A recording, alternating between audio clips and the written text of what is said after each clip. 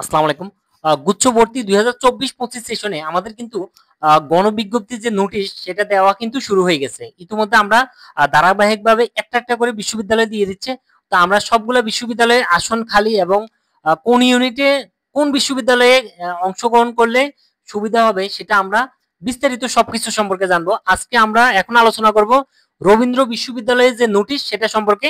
এক্ষেত্রে আমাদের সাক্ষাৎকারের যে কন্ডিশন এবং আমাদের ডকুমেন্টস, তারপরে সাক্ষাৎকারের জন্য আমাদের মেরিটের যে সীমা কত থেকে কত পর্যন্ত এবং ফলাফল তারিখ এগুলো সম্পর্কে আমরা বিস্তারিত জানবো। ভর্তি ফি কত সেটা আমাদের জানতে হবে।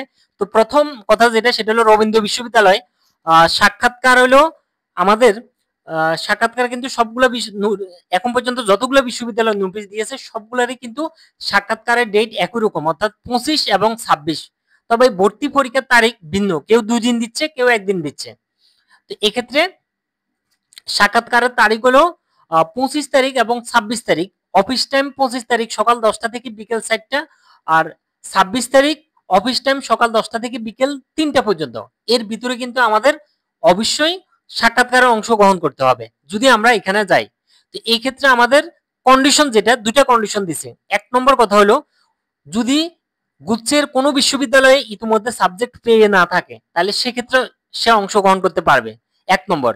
2 নম্বর কন্ডিশন হলো যদি সাবজেক্ট চয়েস রবীন্দ্র বিশ্ববিদ্যালয়ে দিয়ে থাকে তাহলে সেক্ষেত্রে সাক্ষাৎকারে অংশগ্রহণ করা যাবে। এই দুটা কন্ডিশন। এখন আমরা দেখবো যে সাক্ষাৎকার আমাদের ডকুমেন্টস লাগবে কয়টা। সাক্ষাৎকারে রবীন্দ্র বিশ্ববিদ্যালয়ে 4টা ডকুমেন্টস লাগবে। 1 নম্বর যেটা সেটা হলো সাবজেক্ট চয়েস, অবশ্যই আমাদের প্রিন্ট কপি নিতে হবে। অ্যাডমিট কার্ড মূল কপি যেটা স্বাক্ষরিত।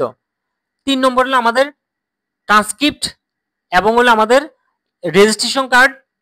তারপরে আমাদের এরপর আমাদের আরেকটা জিনিস যেটা সেটা হলো আমরা জন্ম নিবন্ধন, এগুলো সবকিছু আমরা রাখবো। জন্ম নিবন্ধন বা এনআইডি যাই আছে এই 4টা ডকুমেন্টস আমরা অবশ্যই সাথে রাখবো। মেইন ইম্পর্টেন্ট হলো সাবজেক্ট চয়েসের যে লিস্টটা এটা ইম্পর্টেন্ট, এটা লাগবে। অ্যাডমিট কার্ড এটা লাগবে, ট্রান্সক্রিপ্ট 3টা, রেজিস্ট্রেশন কার্ড এই 4টা আমরা রাখবো।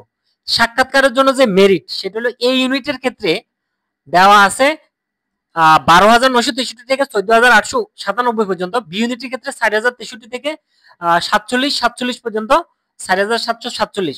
আর সি ইউনিটে 3,767 থেকে 4,422 পর্যন্ত। এটা হলো আমাদের মেরিটের সীমা, অর্থাৎ এত থেকে এত পর্যন্ত সাক্ষাৎকারে অংশ নিতে পারবে, এর আগে পরে হবে না। ফলাফল প্রকাশ হলো 26 আগস্ট রাতেই বা সন্ধ্যার দিকে কিন্তু ফলাফল প্রকাশ করা হবে। আর ভর্তির তারিখ মাত্র একদিন, সেটা হলো 27 আগস্ট।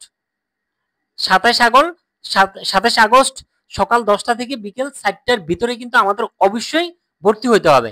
এরপরেও যদি ওই দিন যদি কেউ ভর্তি না হয়ে সাক্ষাৎকারে অংশগ্রহণ করছে কিন্তু ভর্তি হয় নাই, আসন খালি আছে, এরকম যদি হয় তাহলে সেক্ষেত্রে তাদের জন্য আবারও আসন খালি থাকলে সেক্ষেত্রে একটা ভর্তির ডেট দিবে। সেই ভর্তিটা হতে হবে আমাদের 28 আগস্ট। যদি আসন 27 তারিখে যদি আসন খালি থাকে তাহলে সেক্ষেত্রে আবারও একটা তালিকা দিবে, আর সেটা ভর্তি হবে 28 তারিখ। যারা শুধুমাত্র সাক্ষাৎকারে অংশগ্রহণ করছে তারাই। এই ক্ষেত্রে আমরা দেখবো যে আমাদের ভর্তি ফি কত। এই ভর্তি ফি কিন্তু আমাদের এখানে আলাদা আলাদা আছে। বাংলা আছে, সমাজবিজ্ঞান, অর্থনীতি, ম্যানেজমেন্ট। বাংলা এবং সমাজবিজ্ঞানের ক্ষেত্রে আমাদের ভর্তি ফি হলো 12,900 টাকা।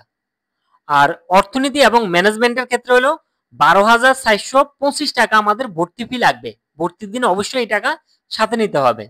এখন আমরা দেখবো যে আমাদের ভর্তির সময় ডকুমেন্টস কি কি লাগবে। ভর্তির সময় আমাদের 5টা ডকুমেন্টস লাগবে। 1 নম্বর হলো আমার অ্যাডমিট কার্ডের যে মূল কপি, এটা অবশ্যই আমাদের সাথে রাখতে হবে।